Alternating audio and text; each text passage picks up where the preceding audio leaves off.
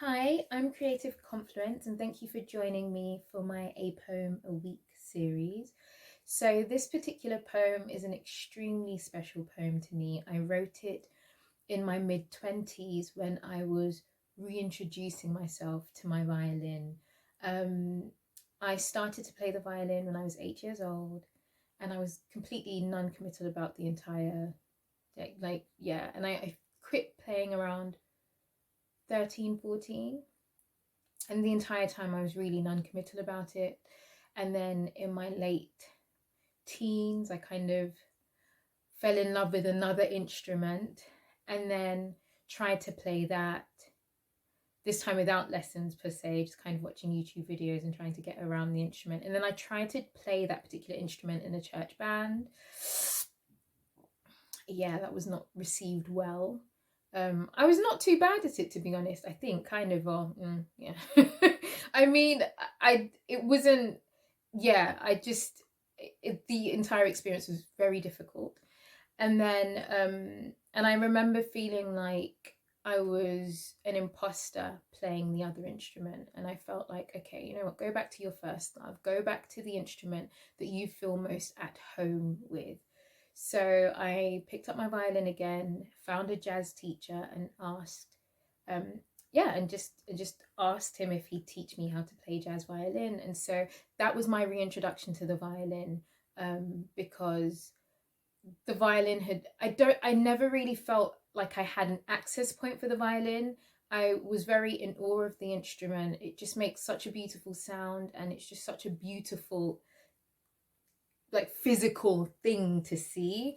And I never really knew how to connect with the instrument in a way that allowed me to fully express myself with it. And I think that was the struggle that I had all those years. And so I reintroduced my, so I had a reintroduction when I was in my mid 20s.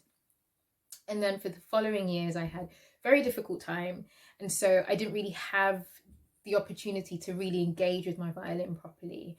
And so around the pandemic I was like, okay, you know what, like, have another go. And so this particular poem was written when I was having a reintroduction to the violin in my mid 20s, in particular with jazz violin. So um like, it's just, yeah. I'm still, jazz violin is not my forte. I'm just going to call that a spade a spade. But there was something very nice about that very short stint. It was only like a couple of months, to be honest. So, but there was something very nice about that short stint where I saw the violin in a light and in a way that maybe you typically don't see the violin. And there are some great jazz violinists out there that I'm just in love with. One of, like, the, definitely Regina Carter, that woman on the violin.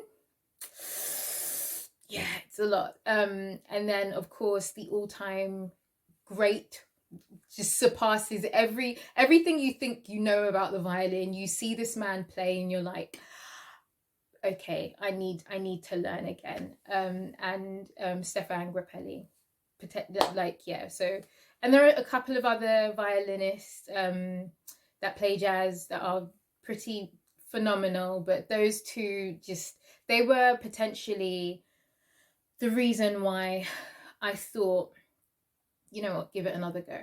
Because if you could just do a fraction of what these artists could do on the violin, then you would have at least achieved something for yourself. And to be honest, it came from a place where I was haunted by the prospect of not really committing to the violin. It was like, I don't want to get to a point in my life where I'm like, oh my gosh, I wish I had. And so it was just this combination of all of these things that made me think. And this is where this poem particularly came from. So it's nicknamed About Her, My Violin. So yeah, here it goes. In a celebration of colour, she sings and breathes out sweet tunes, melodies that encompass so much more than just a journey. They tell of ages long past, of joy and melancholy, Blasts of feverish genius, contractions of wondrous musings, reflection, anticipation, of looming and lapsing, of soothing the wounds we collect like tears collect specks of dust. Alas, and yet not so morose, she supposes nothing of your using her.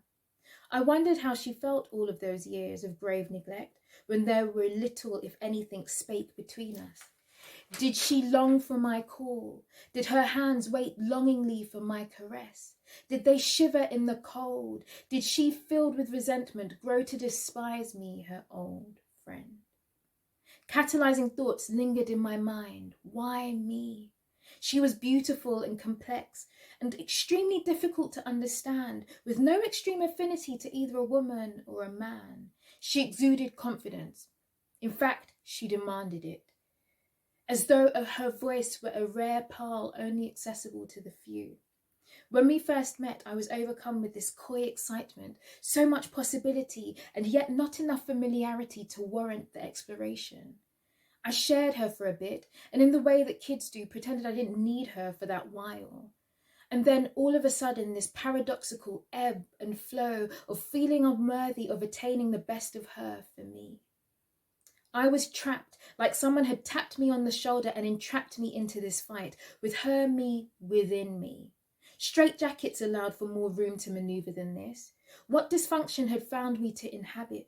What lie had I so foolishly believed, that she and I were never to be, as though some supposition of futility? Nonsense. I was to have her and she me. I would once again pick up her curvaceous vessel, caress her hand, align her belly with her bow, and play. Thank you. Thank you so much for listening to that. And for any other musicians out there, if you can relate to this, definitely hit me up in the comments. I really want to know how many people have had that like back and forth relationship with an instrument, because this has been plaguing me for a couple of decades. So this poem for me is like, whew. But yeah, thank you so much for listening. I'm Creative Confluence. If my art nourishes you, please subscribe. If not, thank you for passing by. Oh, FYI, I completely forgot to say, Stefan Grappelli passed away in the early 90s. So just in case, there are other amazing jazz violinists out there that are still alive. Regina Carter note. But yeah, Stefan passed away. So I had to come back and say that, because I was like, can't let people believe that I'm out here talking like Stefan is moving around on the earth somewhere when he's not. He's may his soul rest in peace, but he is, he's been long deceased. But we're thankful for his contribution to the repertoire of jazz music, and in particular jazz violin. So yes. Okay, cool. See you. Bye.